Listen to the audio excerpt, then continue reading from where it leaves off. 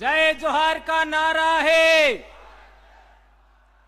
जय जोहार का नारा है, जय जोहार का नारा है, जय जोहार का नारा है, जय जोहार का नारा है।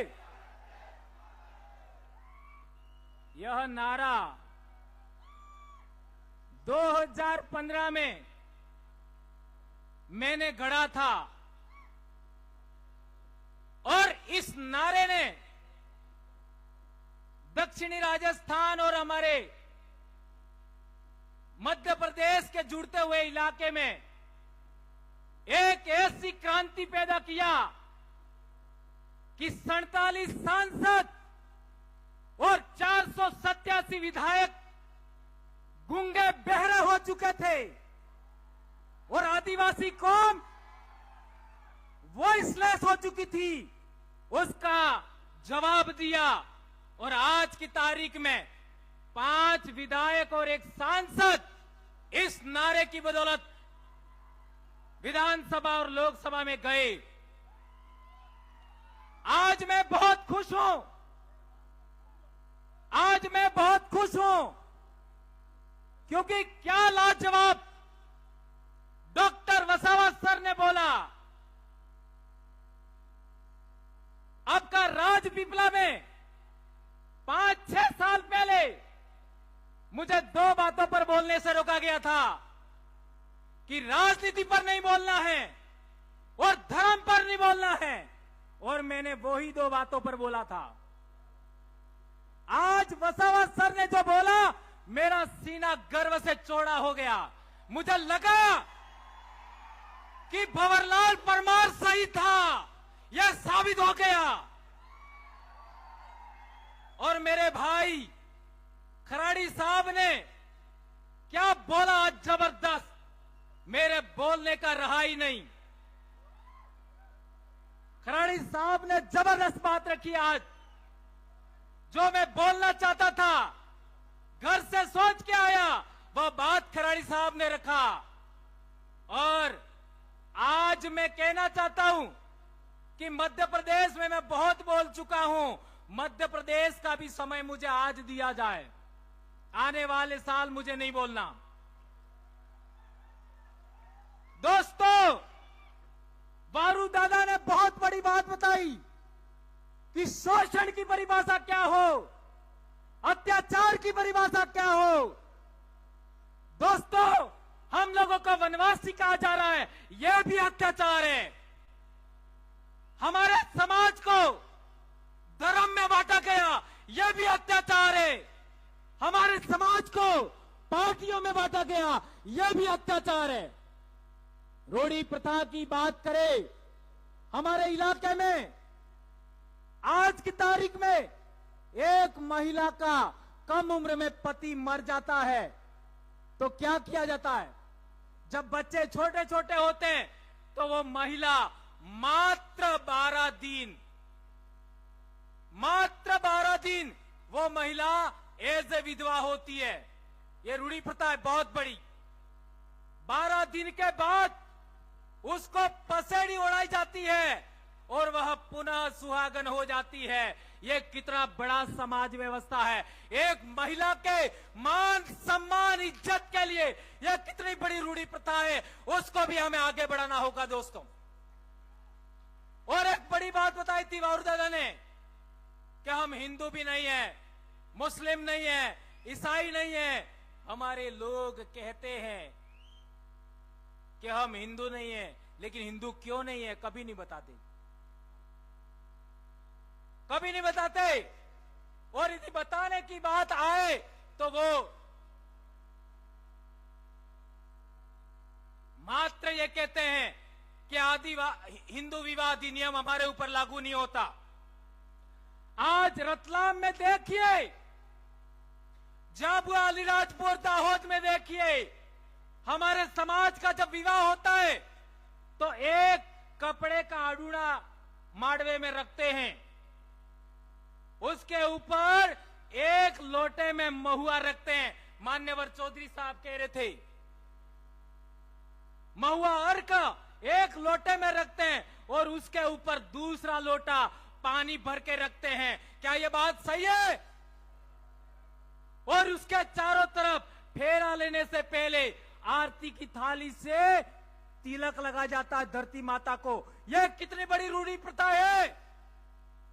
अग्नि पूजा नहीं होता और इसके बाद इस कड़े के चारों तरफ फेरा लगवाया जाता है। यह प्रथा किस विवाह पद्धति में बताइए?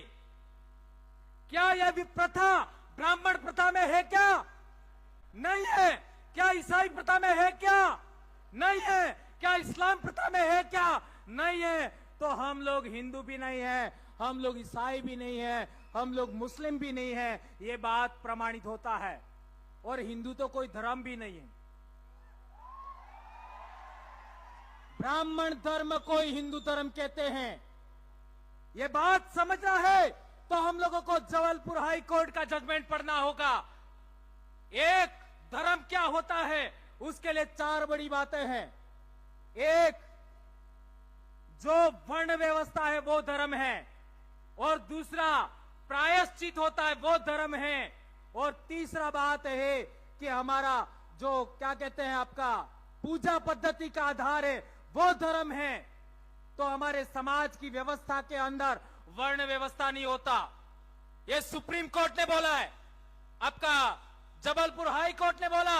जो लोग आपका वेद से संचालित नहीं होते, जो रामायण महाभारत से संचालित नहीं होते, जो पुराण से संचालित नहीं होते, जो वर्ण व्यवस्था से संचालित नहीं होते, वे लोग अपनी रूढ़ी प्रथा से, अपने कस्टम से संचालित होते हैं। वो आदिवासी है, वो किसी भी धर्म में नहीं आते। ये जजमेंट में कहा गया है। आज तक हम लोगों को किसी ने नहीं बताया। और एक बड़ी बात, नंदा ताई, आज इनका सम्मान हुआ। नंदा ताई के जजमेंट में कहा गया है अबोरिजिन्स और शेड्यूल ट्राइब, यानी शेड्यूल ट्राइब का मतलब हुआ अबोरिजिन, अबोरिजिन और शेड्यूल ट्राइब, और ब्रैकेट में आदिवासी लिखा है। तो जो लोग हमको वनवासी कहते हैं वो लोग कंटेम्प्ट ऑफ कोर्ट कर रहे हैं। हमें केस किया जाना चाहिए। कौन माइका लाल इसके लिए तैयार है? हाथ ऊंचा करो। ये कंटेम्प्ट ऑफ कोर्ट का आपका केस किया जाना चाहिए तो मैं मानूंगा कि नंदाबाई के साथ आपका न्याय हुआ। एक और बड़ी बात, हमारे बहुत सारे बड़े वक्ताओं ने बात रखा। एक बात आई थी बिल प्रदेश, तो कई लोग मेरा विरोध करते थे। 2015 में मैंने एक आपका व्हाट्सएप पर ग्रुप बना दिया बिल प्रदेश, और वो भी रेवा काठा डायरेक्टरी। मैं पैदाइशी मानगढ़ आंदोलन की देन हूं। ये खराड़ी साहब पैदाइशी मानगढ़ आंदोलन की देन है। और ये आपका जितना भी दक्षिणी राजस्थान और उत्तरी गुजरात का आदिवासी है, उत्तरी मध्य प्रदेश का आदिवासी है, मानगढ़ आंदोलन की पैदाइश है। उस मानगढ़ आंदोलन का सबसे बड़ा उद्देश्य था भील राज कायम करना। और यह बात गोविंद गुरु के इतिहास में लिखी हुई थी। उसी को आधार मान करके मैंने बिल प्रदेश व्हाट्सएप ग्रुप बनाया। बहुत लड़ाई हुआ, लेकिन लड़ते लड़ते हम लोगों ने आज पूरे इलाके के अंदर ये बात फैलाने में कामयाब हुए। आज मेरे छोटे भाई चेतर वसावा ने बोला, आपने कितना इस्तकबाल किया। मेरे छोटे भाई जय कृष्ण पटेल ने बोला, कितना बड़ा आपने इस्तकबाल किया। और हमारे डामोर सर ने भी बात किया। आप लोगों ने उनको सर आंखों पे रखा। ये बात हम लोगों को आगे बढ़ाना है। लेकिन मेरा भील प्रदेश क्या है? मेरा भील प्रदेश एक राज्य से भी बड़ा है। मेरा भील प्रदेश का मतलब है जहां जहां भील राजा हुआ करते थे वो सारी जमीन भील आदिवासियों की है। ये आदिवासियों के जल जंगल जमीन की लड़ाई है। यह है भील प्रदेश मेरे लिए। भील प्रदेश का मतलब जहां जहां हमारा बाप दादा राजा महाराजा थे वो सारी जमीन हमारी है, चाहे वो आज की तारीख में कोई भी बैठा है। और एक बड़ी बात, हमारे लोग जो संसद में और विधानसभा में गए हैं वे लोग जब हमारे समाज की एट्रोसिटी होती है, हमारे समाज का मर्डर हो जाता है, हमारे समाज के गांव उजाड़ दिए जाते हैं, हमारे समाज का पेशाब कर दिया जाता है मुंह पर, तब भी मुंह नहीं खोलते। उसका कारण क्या? ये बात मात्र बच गई थी वसावा सर की स्पीच में, तो हमें जनप्रतिनिधि सिलेक्शन प्रणाली लागू करना होगा। जनप्रतिनिधि सिलेक्शन प्रणाली का मतलब क्या है? एक विधानसभा के अंदर करीब 500 लोग वोट करेंगे, जो जीतेगा वो चुनाव लड़ेगा, बात खत्म। एक लोकसभा में 700 लोग सभी गांवों के वोट करेंगे और जो जीता वो चुनाव लड़ेगा, बात खत्म। यह है जनप्रतिनिधि सिलेक्शन प्रणाली। इसी के आधार पर हमारे लोग आगे बढ़ रहे हैं। और एक बड़ी बात कि ये लोग नहीं बोलते हैं, तो क्यों नहीं बोलते हैं? तो उनका सिलेक्शन उन लोगों ने किया है। इसलिए मैं कहना चाहता हूं, आदिवासी क्षेत्र से कांग्रेस भाजपा बाइकॉट। आदिवासियों की महाराष्ट्र में दूसरी पार्टी बनानी है, बनाओ। मध्य प्रदेश में बनानी है, बनाओ। गुजरात में बनानी है, बनाओ। जितनी बनानी है बनाना हो, लेकिन आपका कोऑर्डिनेशन करना, अलायंस करना, लेकिन कांग्रेस भाजपा बाइकॉट, खत्म, टाटा बाय बाय। इसी तरीके से आदिवासी एकता कायम करना चाहते हो, रूढ़ी प्रथा बचाना चाहते हो, संस्कृति बचाना चाहते हो, तो तीनों धर्मों को भी बाइकॉट करना होगा।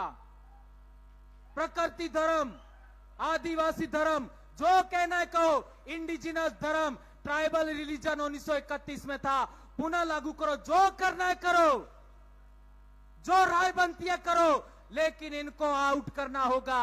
और ज्यादा नहीं तो इस दिमाग से तो आउट करो, हैं?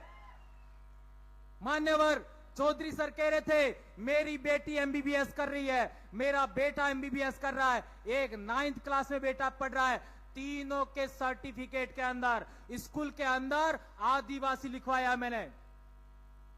और मैंने नंदाबाई का रेफरेंस दिखा, वो कोर्ट में का जजमेंट लेके गया, यह आदिवासी लिखा है। और यदि आप नहीं लिखते हो, इस पर साइन करो, मैं आपके ऊपर कोर्ट ऑफ कंटेम्प्ट का केस ठोकूंगा।